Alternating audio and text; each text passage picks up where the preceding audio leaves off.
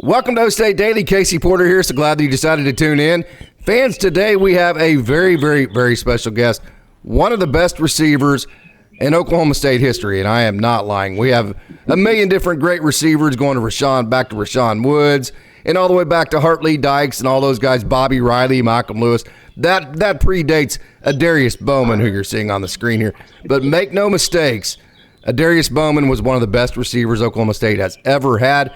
Got the Mike Gundy era jump-started. Adarius, how the hell are you, man? It's great to see your face. Oh, man, I'm blessed, man. Enjoying this beautiful day outside. I was explaining, I guess I'll let everybody know, I got a household of 4 daughters now, so the outside patio was my best option for some time to really get to talking, man. But I'm blessed, man. No complaints. Hearing that list you just said was an honor to be a part, so I'm excited about the day, brother. Well, the football stuff was great. We're going to get into your CFL career at Oklahoma State, your tremendous career in high school there at Notre Dame. I know you're back in Chattanooga, Tennessee, yes, sir. But yes, you're doing sir. the important stuff now. You're growing up a family, man. Tell us about Adarius Bowman post-football. Oh, man, post-football life, man. You probably would think the Oklahoma State days wouldn't have an effect on the post-Adarius Bowman, but it does. If Mike Gundy can remember, that was that bulk of the family lifehood. His kids was young, to see them now later playing up there is like, I remember the days, when he was dad, young kids. So I'm kind of doing that now, man. And also back in my hometown, giving back to the community, providing mentorship and getting the opportunity to coach here at Baylor High School, man. We got a big game up this Friday against Macaulay, one of the bigger rivals, man, ranked top 50 in the nation. So, giving back, man, trying to get over to the other side, and it's a blessing, man. Enjoying the wife and the 4 daughters. You guys play Notre Dame? That's the high school you went to in Chattanooga. That's the high school I went to, man. I've been getting the face since I've been back, man. But trust me, the biggest thing that I'm loving that I'm able to do is I'm able to incorporate and kind of connect with all the kids around the city. So I do my things out there with Notre Dame and the younger kids. So, yeah, man, hopefully one day it'll work out. But we do not play them on our schedule. We remember the 13 receptions against Kansas, the 300 and however many yards it was. Matter of fact, that was the 11th best day of any receiver in the history of college football. What a day that was. And we needed every single catch that you made because we gave up 32 points that day, if you remember. So it was a 42-32 shutout, 74 points. So remember all that, but what you might not remember about Adarius Bowman is that he actually played basketball at OSU, too. You were as good of a basketball player in high school as you were football. You made the transition from the legendary Eddie Sutton to Sean Sutton. So before we get into all your football stuff, talk about that. That was cool. Oh, man, Casey, man, you hit it right on the head. What's funny is now that I'm back home, I had I want to be like Mike era when I was growing up, man. It was all about hoop dreams and things like that. The and one days, that's what I thought would be my path. But honestly, athletics gave me a little switch, right? And then football, right around my era, being a tall receiver was kind of like, wow, and so it kind of fell perfect for me just being athletic and made the switch. But I was honored to get the opportunity to play at Oklahoma State as well, man. Byron Eaton, Bogan and James Curry and Marcus Dove, Terrell, all those guys, man. And it was just a blessing putting the hard work in and getting to do the thing that you love. Who was the better defender? I know you played some defense. You or Marcus Dove? Man, you should have picked anybody else, right? You know what I mean? Yeah, right. Marcus can cover you up, man. I think Dove I think we was very similar to each other, but he was in a little longer wingspan, and so, like I said, I wish you would have put somebody else, but I have to go with Mark on that. Yeah, absolutely. Byron Eaton was like a bowling ball going to the rim. Sure. And then he dished it back out to James Curry, who, by the way, you went to North Carolina. He was from North Carolina, so there's a link there. What's funny about James is I was at Carolina when he took his official visit, so I had the opportunity to play at Carolina as well. Was a knucklehead my freshman year and was academically ineligible, so I only could practice. But I remember James taking his official visit. He's a Carolina kid, and so that was another great connection about the whole Oklahoma State piece. So when you went 5-on-5 in practice and Byron kicked it out to James shot from 3, did you guys just run to the other end? I mean, like, that's it. We're not even going to bother. Most of the time, man. If he got them feet set, it was probably buckets every time.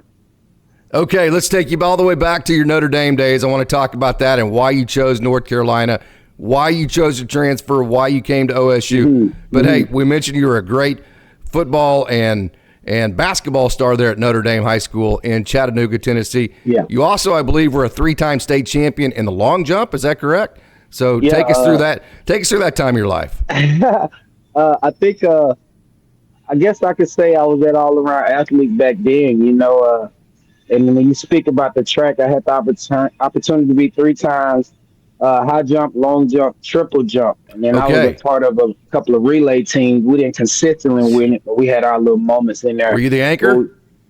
I was the second man. Okay. They say that's the fastest guy on the low. You know what I mean? If you know a little bit, Casey. But I was the second guy, man. And so that was a great opportunity. And I love to say all those things kind of combined within the football athlete that I became later in life. But just having that opportunity to be versatile and be in a tall frame, be able to jump and be able to run. So I think it all benefited me. But yeah, as a kid, man, that was my only option. I'm going to stay active and I'm playing something, man. My mama made it mandatory for all of us. It's amazing how that works that way, isn't it? I was talking to Melvin Gilliam, and he was I think another thing that people don't know about Adarius Bowman is that, like Melvin, you also were an honorable. The academics were huge to you in your life. I mean, you run all the honor rolls and all that type of deal. And it's always amazing how that goes back to mom, right? Straight up, man. You know what's funny, Casey, man, is like, I guess they say life after ball. I graduated. Bachelor of Science from Oklahoma State, right? And it took my wife to really help me understand how great of an accomplishment that was. Honestly, I know I got it done. I remember Gundy. I remember Coach Brewer, being on my back, plus my mom. You know what I mean? As much as she loved watching me play, she's like, you're so close, why not finish? So to see that later in life become a very nice reward, it's cool. Appreciate that. So why North Carolina? So North Carolina, what's going to kind of be cool about this story is the same thing, but the reason why I chose North Carolina was kind of the reason I chose Oklahoma State, and that'll be Gunner Brewer. Okay. Yes, sir. Yes, sir. We're in a new era of recruitment now, man, with all this NIL and all these different rules. But back in our time, it was those fly-in visits, spend a little time just watching me go through the day or coming to a basketball game, showing up. That's how the recruitment process was for coaches back then. And so for me, I feel like I got to take my hat off to Coach Brewer. He did a great job of staying on me. He's a great salesman, which he ultimately was a great man and a great father figure for me. So he was the reason why I went to North Carolina. I think he at that time, the passing offenses was opening up in different schools and different colleges. And North Carolina had Darian Durant at the time. So I wanted to play right away. I know some guys, you hit that Alabama recruiting process. You might get to play 1 year, your junior year, and go to the league, which is a great process. But I wanted to try to play early. So, and that piece about playing basketball was added on. And so North Carolina was the way to go. But Gunner Brewer was ultimately that key factor that made that decision. So why the decision to transfer, and why you mentioned Gunner Brewer, but so that's pretty obvious. But some of the other reasons why you chose OSU. Yeah, another reason why I chose OSU, I guess it's cool. It's back in the day now, right? So Gunner Brewer kind of, I think, you make job changes. I know it was for the better. He was kind of talking to Oklahoma State. I myself was still a young receiver, young man. Mm-hmm. And honestly, for me and you, I was attached to Coach Brewer. And so I remember, and he may tell it different, but because I was so attached to him, if him leaving kind of scared me. And so he left us a semester early. He said, give me an opportunity to get there, get myself settled, meet Coach Gundy. I kind of tell Coach Gundy your story. You're doing D1 to D1, so you'll have to sit out, right? And so, that was a decision I had to make, and he made something happen. And I went out there and took that chance, which ultimately ended up being the best thing. Yeah, I think people underrate the fact that whenever you lose the guy at your spot that recruited you, that becomes a very unsettling place to be for a college kid, because you never know how the new regime. I know when Bob Simmons came in, he basically told all the seniors, hey, we don't need you anymore. Get out of here, right? I mean, so you never know if that's around your corner. So you get very attached to your position coaches, don't you? I agree. I think between your position coach and the strength staff, which is Rob Glass over there, I think you spend a lot of time with those guys. Okay, 2005, you got to Oklahoma State. Of course, you had to sit out that year. I remember, like it was yesterday, hearing all the reports, hey, we got this dude that's redshirting this year, but wait till you see this Bowman kid, right? This guy's really good. So it was really cool for you because you got to get in on the ground floor of the Mike Gundy tenure, right? Larry Fedora and all of that. So talk about what it was like playing for Mike Gundy in that first year, which I know he kicked 7 guys off the team. That set the tone for all the success he's had since with the discipline he installed. But what was it like getting in on the ground floor of Mike Gundy? Oh, man, I think what you just said right there, it was the ground floor of his era. I think it was truly that, the beginning of the Mike Gundy's era, right? He laid a great foundation of being like a player's coach. That was my perspective of Coach Gundy. Definitely required the discipline and the hard work. But I feel, what I remember of it is that those times, simple things like what kind of cleats you guys want, what kind of socks you guys want to wear this year, on top of being, rewards that he will reward us for, the hard work we was given. That kind of stuff was cool. It was sometimes, and you never want to be a snitch on the team, but it was the team chemistry and that culture he was trying to build around that time. It was sometimes where some upperclassmen guys or more the star guys may get pulled in, and he truly and honestly was asking to make the culture better over there. You get recruits that came to visit, he would ask after, like, do they fit our culture? I know he's a great athlete, but do he fit, right? And so I remember those type of things, Coach Gundy kind of leaning on us at the same time, requiring a lot of discipline and hard work. Absolutely. That was a really fun time. And then in 2006, you hit the floor running. You'd been at Oklahoma State for a year. You had a big game against Missouri, and then the huge game at Kansas where you had the 13th receptions, over 300 yards. And I think Kansas fans still have nightmares of Adarius Bowman, the way that you played that day. Hey, can you kind of take us through what you remember of that Kansas game that year? Oh, yeah, I 100% can. And I know you kind of asked me about Coach Fedora, and I want to say right now, back in that time, Coach Fedora had came from Florida, came over to Oklahoma State. That quick game pass and attack kind of was those RPOs, those run pass options was kind of a new phase, and he came in and offered myself, a great opportunity to shine. But the Kansas day, that day is like I say, I always tell the same story. I can truly say it was one time I was in the zone, and it was that day. I remember being down at halftime. If you remember that day, bad, right? We needed at their home field, and their crowd was rowdy, right? And so I remember being down at half, and Rob Glass, Coach Glass, he called me War Dog. Come on, Hoss. Hey, you got to turn it on, Hoss, And for the first time in my life, man, I felt myself like all I could hear was my breathing, right? Bobby looked at me a couple of times. He said, Bo, I'm coming to you. And, man, I remember being in that zone for 2 quarters. After the game was over, everybody was rushing me and saying, Bo, I didn't even grasp the work I had put in. I was just trying to win, and we ultimately came back and won the game. But once I did realize the stats, I heard 300 yards. I'm like, what? So because in my head, I guess I ultimately played a half of football in my head. First half you get upset about, and you almost try to forget it real quick. But man, it was one of the best moments of me just truly being focused as an athlete, and I'm glad I was able to share that there at Oklahoma State. I'm going to take a shot in the dark at this. I didn't put this on the question log. But do you remember the play where you scored and 1 foot, you stayed in bounds by hopping with 1 foot all the way in the end zone? Do you remember that play? It might have been one of those wheel plays. Coach Fedora put in a wheel. Yeah. It was dang, man, this dude's got some strength and some balance. This dude's legit right here. That play just sticks in my mind. Oh, man. I tell you this much. I became a huge fan of Hartley Dykes when you talk about some of the great receivers in the history of Oklahoma State. I got the opportunity to meet him a few times. Love his character, love his personality. He played with Gundy, so that was one of those pieces. At the beginning of the Gundy era, his guys was around. Barry, I'm sure he's still coming around now, but we was getting the early days of Gundy, so he had his people around us, and so those moments I got to talk with guys like that, they kind of stuck with me forever. But yeah, man, I'll never forget that game. I remember around the fourth quarter, the whole stadium was cheering my name, right? That's when it kind of really clicked, what's going on, right? They was talking trash the first half. So yeah, man, this is one of my greats. I have to lay it there. Yeah. And like you say, it went down in the record books. And I know these guys these days got the ability and the offenses, to break those things. So it's exciting to set a standard. Yeah.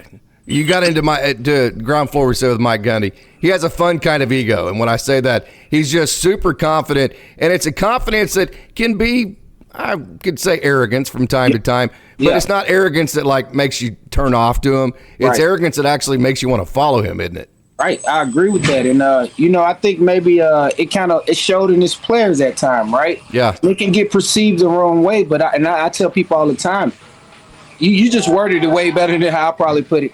But he taught us, to be confident in the team, but ultimately you got to start with yourself, and that's the academic center. That extra resources that's around that culture there at Oklahoma State, right? The connecting with older players and alumni, and just the whole piece that he laid down over there. But yeah, your confidence, you got to be confident about it. And I'll never forget Gundy saying like a standard. We're gonna have a standard about things. It's time and a place to do things. That was a simple little line, and we always heard it. But he managed to implement it and install it into all of us to where it became real life. Right? There's a time and a place for everything, and we're not perfect, but that standard was that reminder, right? So yeah, man, that's the good days. Good days. Yeah.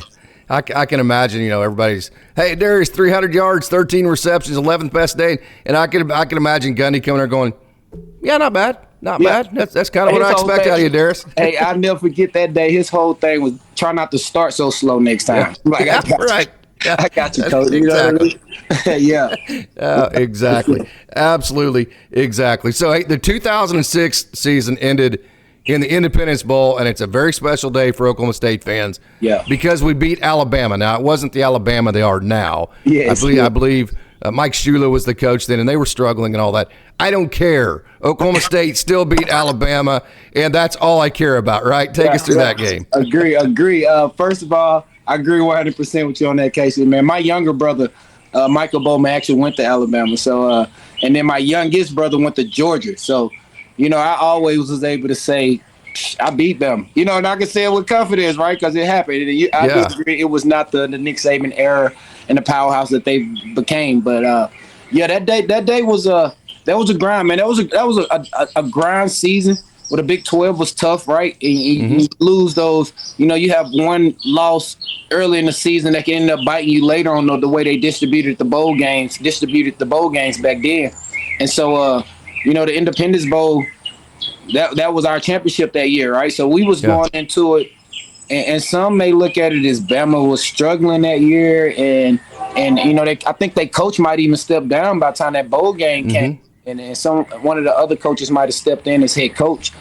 But we looked at it as that's our championship that year. We're going to end the year on the win. Because Coach Gundy always told us, whether you was, going to a bowl game or whether you wasn't, the last game of the season, it was always this ownership of how do you want your off season, right?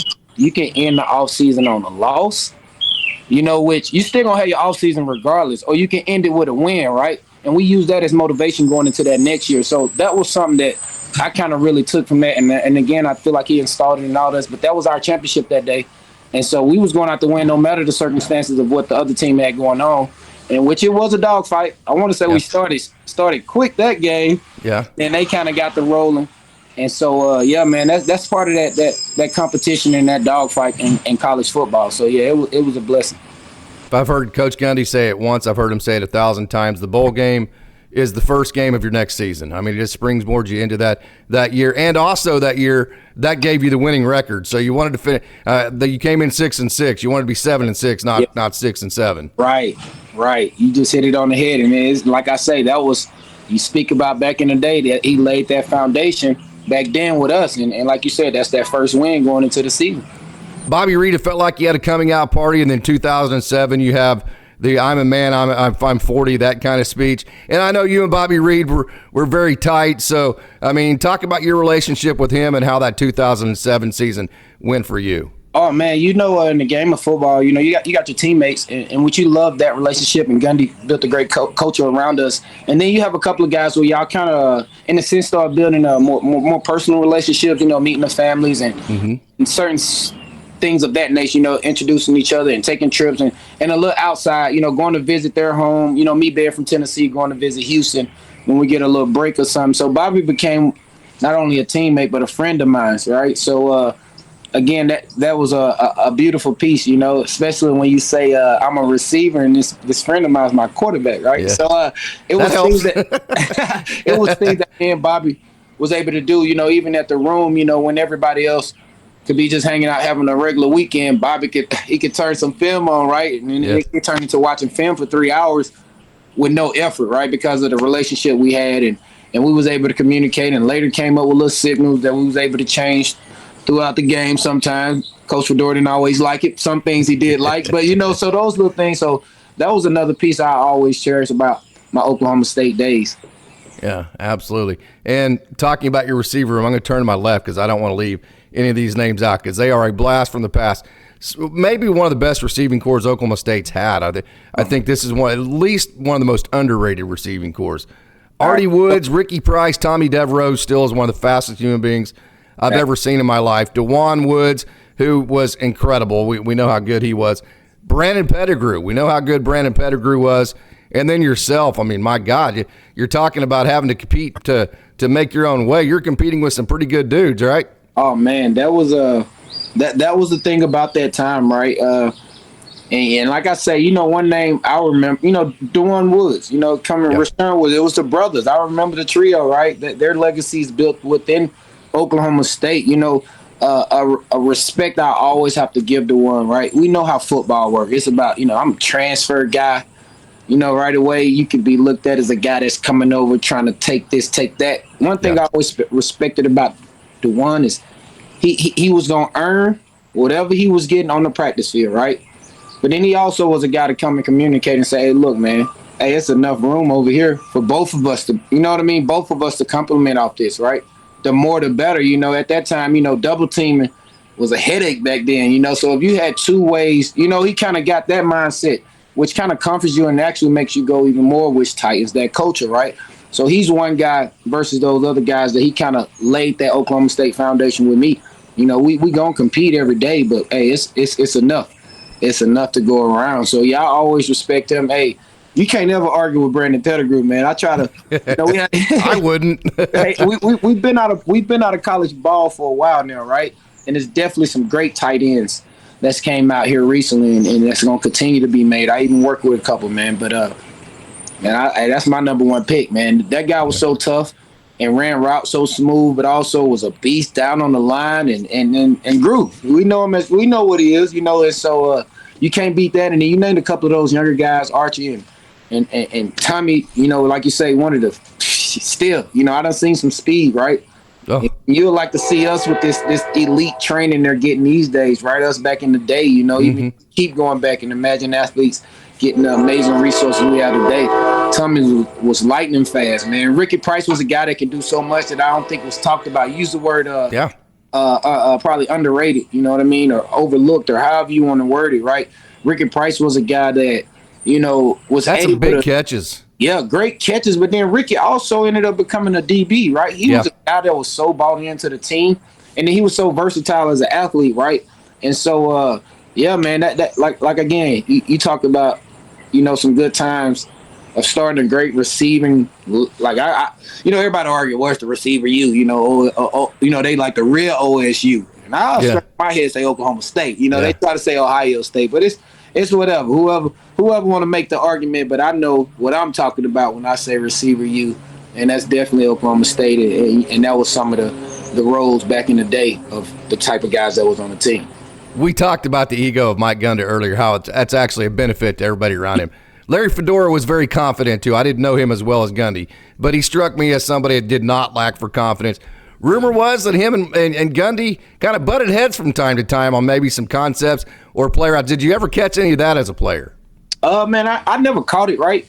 But I definitely know Gundy put a staff and player. He want competitive humans around, that culture, right? And so maybe somebody caught something like that. I know, man, Gundy ripped me for Doherty, and so it might have been something that's just a part of the, the business. I know we was family also off the field, and so if that was out there, I can't really speak on it because I never seen it, but I know we all needed a little positive reinforcement at times, right? And so it was a man's culture. They was making us young men. So I hope it wasn't no craziness, but I never seen it, and I appreciate both of those guys for the competitor that they made me. Yeah, they really got the reputation of Oklahoma State being such an offensive juggernaut. Started. Same with you. You were a semifinalist for the Blitnikoff. Then Justin Blackman wins it. It's kind of like a team where you have this first team that makes it maybe to the semifinals. That gets the kind of the tone set that, hey, we have the ability to win a championship. Then that next team actually breaks through. Do you feel like your semifinalists of the Blitnikoff really kind of broke through to help Justin actually become the winner on back-to-back years? Oh, man, 100%. We got Dez in there too, man. And yes. I remember, Dez coming up on his visit. And again, he was an elite athlete. I met Justin on my way out. I was kind of training once they had him coming in. And I stayed a fan of Oklahoma State till today, right? And so I would agree with how you kind of set that. Maybe, our Rashawn's, myself, the ones, the Tommy, we laid it. Your Dez's ignited it, and then Blackman, and then all the way to today, it's just kind of took off, right? Yeah. To where, I think they start, turning the scope towards there when that name came up. Top receiver, we need to check what, OSU got going before we start the conversation. And I feel like, coordinators that came in after that, because it's been a lot of years now, I feel they still held true to great running backs always, but great receivers built around those quarterbacks they brought in, and so that legacy just stayed true. So, yeah, man, I agree. So you're in Tennessee, so you probably don't get to come back you're still very connected in terms of following the program. Probably don't get to come back as much as you'd like, and you're coaching, so your Saturdays are probably spent evaluating film there at Baylor High School. Yes. But, hey, what do you think about this year's team? Oh, man, honestly, I got to come in and talk to those guys right before the season started. Oh, really? Yes, it was. Oh, nice, Adarius. I got to see everything. I keep a great relationship with Coach Glass. And again, I told you when the college process starts, you spend a lot of time with your strength staff. So for a guy like me, if I want to come back and ask like what the team like, right? I feel they'll give you a straight, and Glass, what kind of made me feel good, and some may disagree. He said it's close to the chemistry y'all had back then, right? Nice.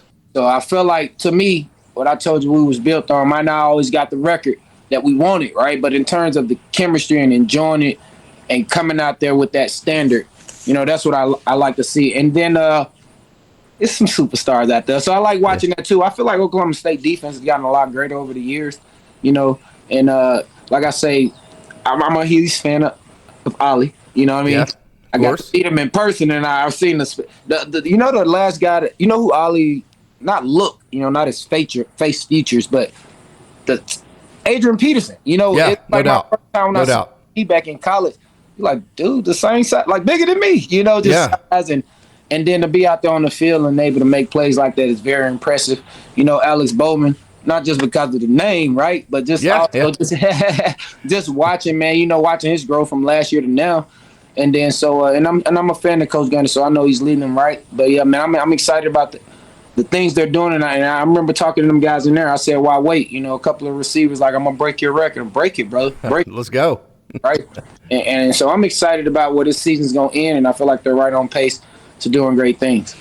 Adarius Bowman, this has been such an honor for me to get to talk to you. I was such a huge fan of yours while you were at Oklahoma State, both on the hardwood and basketball, and then on the gridiron and football. So, Adarius Bowman, thank you so much. Hopefully this is not the last time we talk. Oh, no, Casey, man. Thank you, man, again for the opportunity just to, connect with the fans, stay locked in this season. You know what I mean? I'm always OSU forever. I know life will later bring me closer to them, and I'll come around a lot more. So looking forward to that. As of right now, all my OSU fans, number one, support me over here coaching at Baylor. Got a big game coming up this week. Another thing, in case if you don't mind, it's Breast Cancer Awareness Month. Yes, so a good friend of mine who I'm hoping, that all you guys, if you follow my social media, I got a link on my social media, but it's Luna's Legacy of Love Foundation. And cool thing that they're doing this year is all the proceeds go to the copay of helping women and families that needs that during their chemotherapy to help them out with that. So follow Adarius Bowman on IG. When you get on there, you can follow my link. Go out and support. Casey, man, again, thank you so much. And keep me around, man. You know what I mean? You keep doing great things. Keep reaching out to the guys, bringing them. I heard all them trains, right? Chattanooga is real. The Chattanooga Choo Choo. They don't joke. right? They're going all the way through here, right? And I promise you, those trains are a lot quieter than my daughters. They're beasts, man. I'm telling you, I'm training them well, so they ready, man. So, yeah, man, hey, you have a blessed day, and go Pokes, man.